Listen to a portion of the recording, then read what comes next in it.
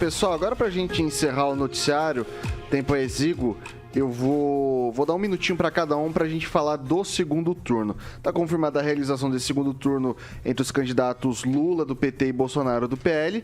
Lula saiu à frente nessa disputa, saiu do primeiro turno com 48,43% dos votos válidos, enquanto Bolsonaro saiu com 43,2% aproximadamente. E aí, Celestino?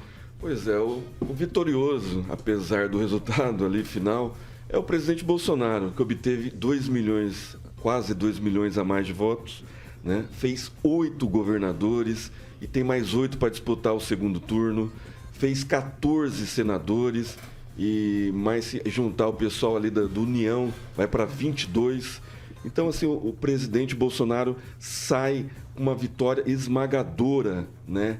O conservadorismo ganhou proporção inimaginável para os institutos de pesquisa, que é o ponto negativo, né? Todos os institutos, o que menos errou foi o Paraná Pesquisa, 7,1. O IPEC, antigo IBOP, por exemplo, errou 14 pontos. É uma vergonha o que aconteceu com os institutos de pesquisa. Ok, passar para o Luiz Neto. Eu acho que nem uma questão tanto do conservadorismo, né? Mas o sentimento antipetista é uma coisa que cresceu tanto no Brasil nos últimos tempos que as pessoas se propõem a votar para não deixar o PT mais entrar, seja lá onde for, né? A gente sabe que tem o voto cativo, mas não só pelo trabalho que o presidente Bolsonaro fez. Tem o voto pelo medo também, né? Fez nos últimos 4 anos, mas o voto pelo medo, pela insegurança, pelas questões do plano de governo que o Lula apresentou, e por ele não ter determinado o plano de governo dele terminará, né, caso ele seja eleito após as eleições. Então, são coisas que chamam a atenção, essa incerteza, essa insegurança, a democracia, os direitos. Então, o sentimento antipetista, eu acho que foi um dos maiores responsáveis por tirar as pessoas da rua, por tirar as pessoas de casa e ir pra rua, enfrentarem filas e filas e filas. E o Bolsonaro é a figura do momento para isso. Então, acho que tudo isso contribui. E eu vejo, sim, o Bolsonaro, assim como o Emerson falou, como grande vencedor desse primeiro turno. E pode ganhar aí a eleição, com certeza. Vai lá, Francês. Eu acredito no Bolsonaro e acredito também que o segundo turno vai ser uma espécie de briga de faca no escuro, porque os institutos de pesquisa perderam a credibilidade e todo mundo já viu e já está provado, se você conferir os números da eleição no Paraná de senador e de governador de São Paulo, você vê claramente que os institutos de pesquisa, eles tendem à esquerda, eles têm forte influência petista. Então, por exemplo, a Folha de São Paulo já anuncia para sexta-feira uma pesquisa sobre o governo de São Paulo. Então, o povo já não vai acreditar tanto em pesquisa. Embora o Lula esteja a 1,5 ponto praticamente de uma vitória e o Bolsonaro a 7 pontos, o Bolsonaro já está registrando aí alguns apoios importantes. Inclusive, o governador eleito de São Paulo, de Minas Gerais, o Romeu Zema, disse que já está em negociações, porque a segunda maior bancada de Minas é do partido do presidente. Ok. Passar agora para o professor Itamar. Então, Vitor, acho que a gente precisa ver primeiro com detalhe, eu ainda não pude ver com detalhe, mas o algoritmo, ou melhor, o resultado do algoritmo, passo a passo na apuração.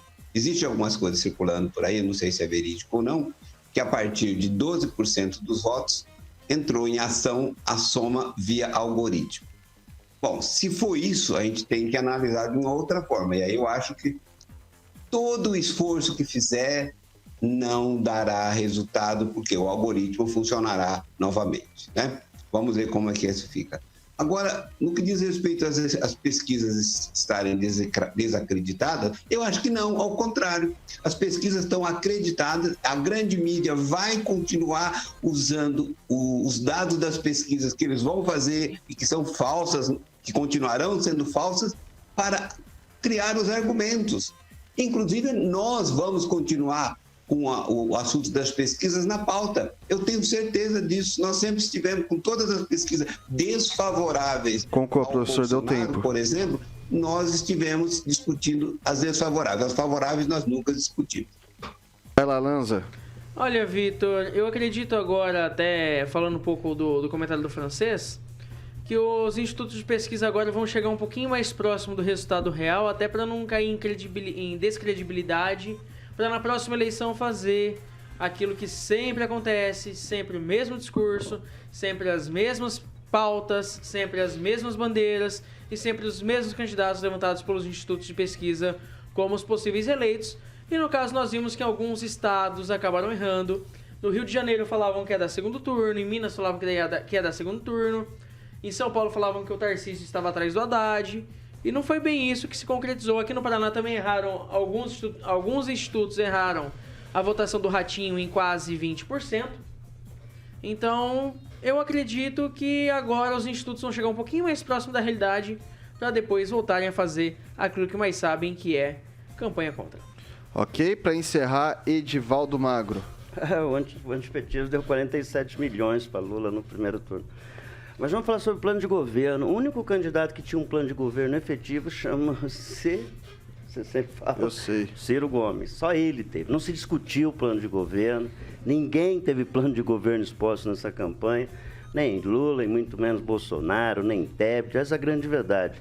Era o lá contra cá, eles contra nós, o mal contra o bem, ponto. Esse conceito de plano de governo na disputa da presidência deveria ser protagonista, mas não foi. Essa que é a grande verdade.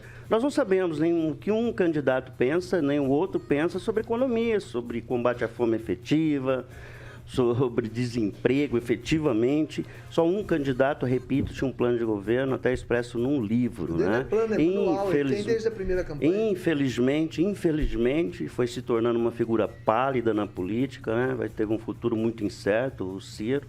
Termina essa campanha, acho que com um grande derrotado historicamente. Mas, enfim, nós temos agora o segundo tempo desse jogo e vamos para a luta, né? Vamos ver, de forma que se repita o que aconteceu nessa eleição pacífica, harmoniosa e tranquila. Beleza.